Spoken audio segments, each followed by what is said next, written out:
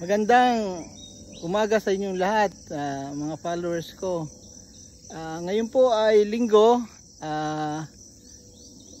June 9, 2024. Ngayon po ang magandang balita ko sa inyo ay yung mga bunga ng aking red variety dragon fruit.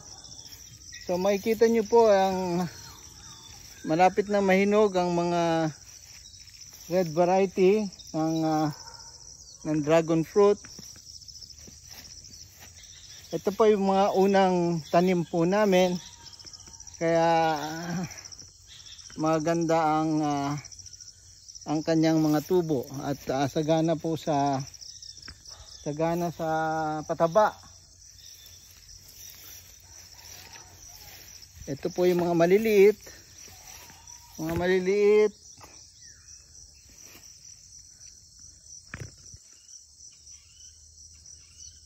Pero marami siyang bunga na malapit ng mahinog.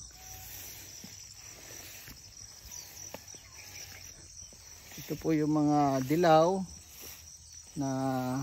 at red na malapit na rin mahinog. Sunod-sunod na po ang kanilang bunga.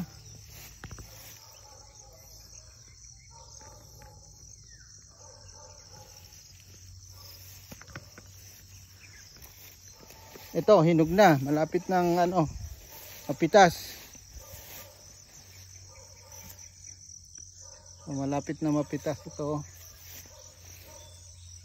Ano, Arman? Malapit na mapitas ito, no? O, bumati ka naman, no? Ha? Hinog na. Hinog na, oh. Oh, Arman, bumati ka at swerte. Hi guys, good morning.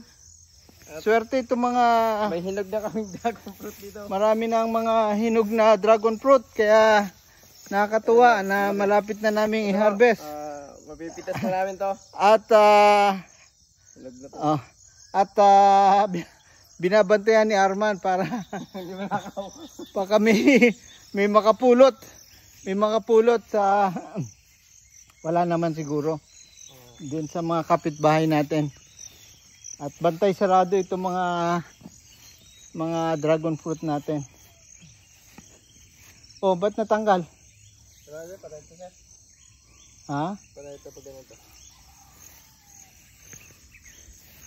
So mga dilaw din ay malapit na rin mahinog.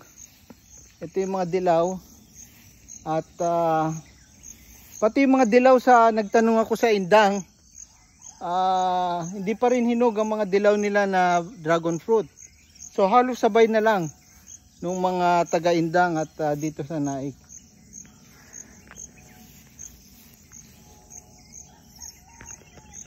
Yan po yung yan po yung dilaw na pinapahinog namin.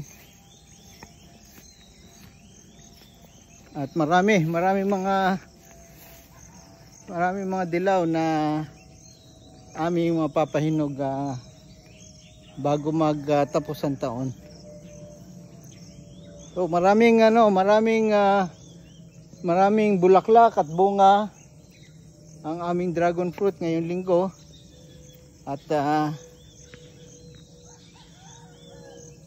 hintayin namin ang siguro mga 3 weeks at mahihinog na itong mga dragon fruit na ito.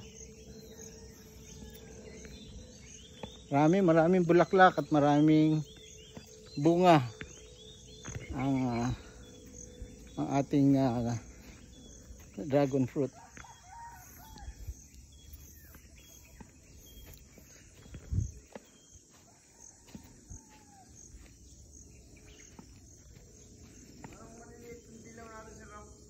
Oo, hindi pa siya yung mga dilaw talagang hindi pa siya develop at unang bunga, kaya maliliit pa ang mga bunga niya.